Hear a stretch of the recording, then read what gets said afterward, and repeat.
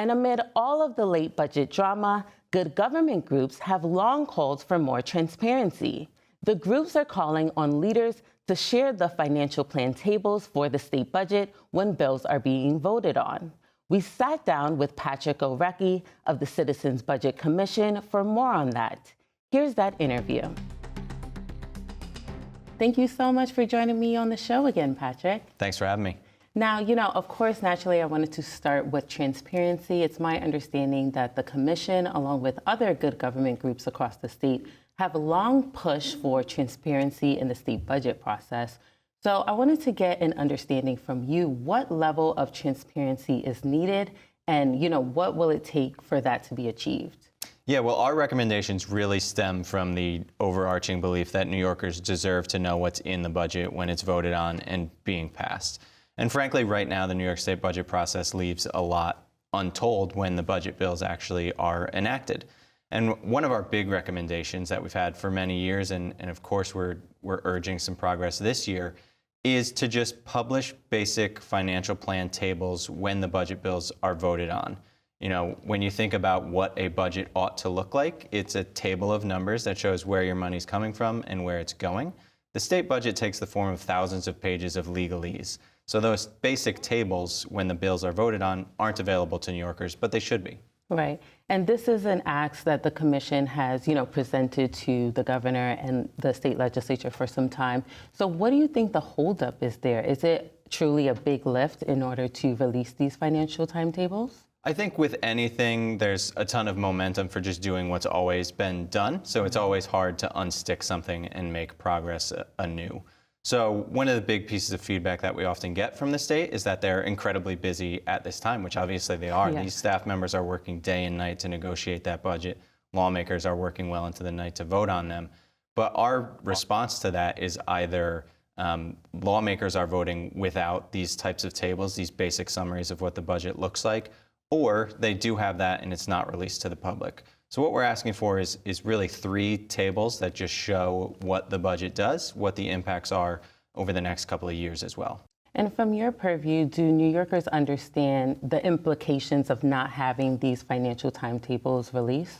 They probably, the way they would see it is probably by watching your show and other programs or reading it in the news where the details aren't just really available. And they might not, if they read a story, say, well, is the budget balanced? What does it look like going into future years? I care about the future as well. And those details just aren't available. So it's hard for us to talk about when the budget comes out what we don't know, which is those types of impacts, which we should know.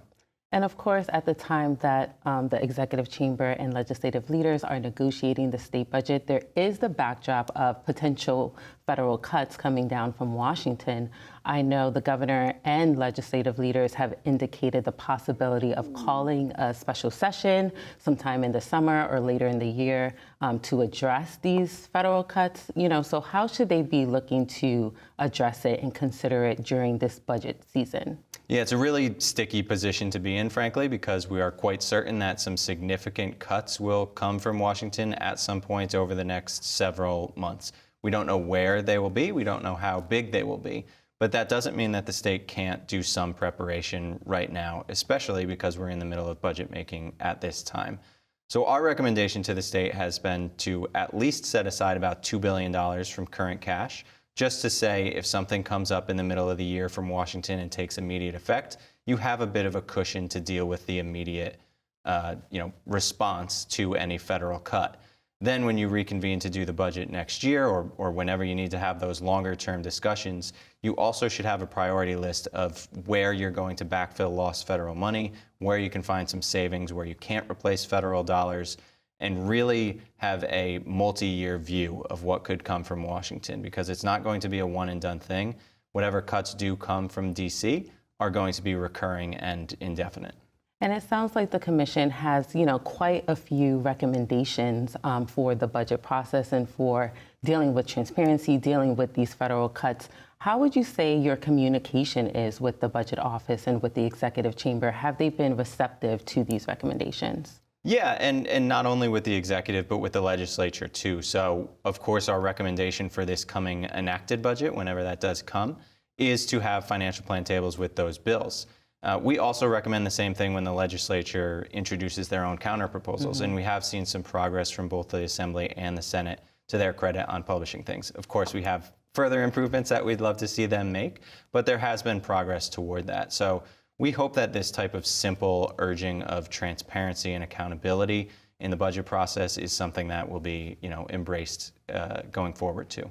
And as someone who works, in the budget office, and you specifically focus on things like Medicaid and public health programs, how should the state be looking to prepare for potential federal cuts as it relates to Medicaid when we know it takes up so much of the state budget? Yeah, it's really an exercise, I think, in prioritizing everything in the budget because it's all part of the same pie. When we look at where savings might be possible or where the big new spending is, it's often in big buckets like Medicaid and school aid, which alone are more than half of the state's spending plan. So you're always going to look at those things.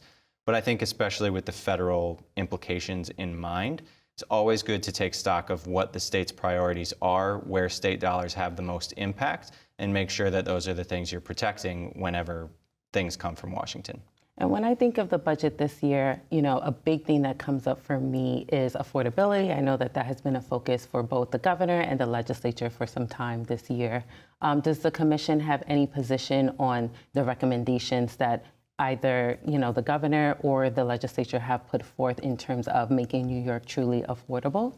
Yeah, bottom line, the emphasis on affordability is a great thing to see. I think it's what voters are demanding, and it's good to see elected leaders really take that on as a priority. When we look at the budget proposals, there are kind of three things that jump out on the affordability front. It's the inflation refund checks that the governor proposed.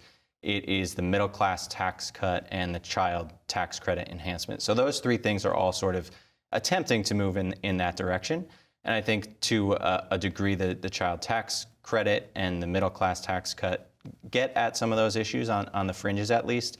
Our position is that the inflation refund checks, which is $3 billion to be sent out to New Yorkers in increments of either $300 or $500, are not the best way to use $3 billion. That's a huge amount of money.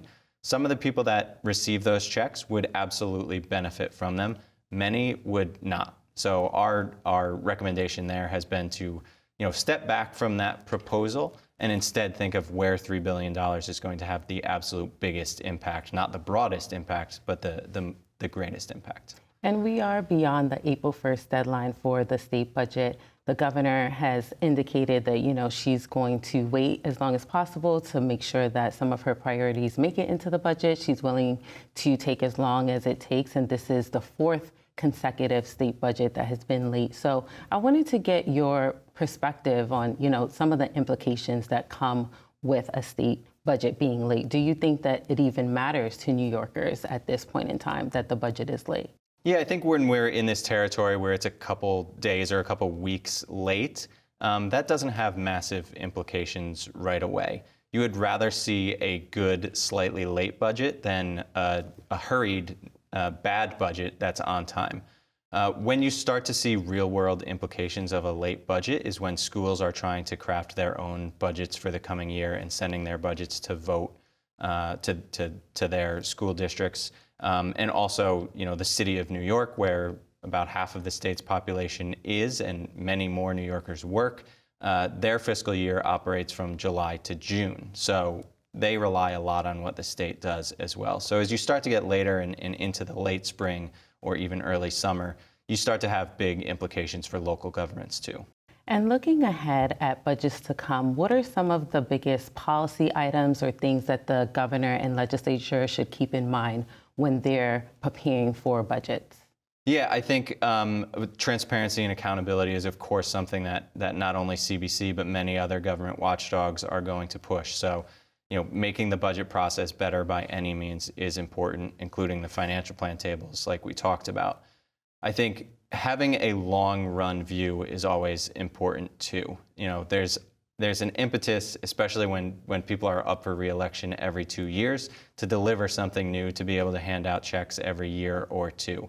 But having a long-run view and making sure that New York is affordable and economically competitive is always important in the budget-making process as well.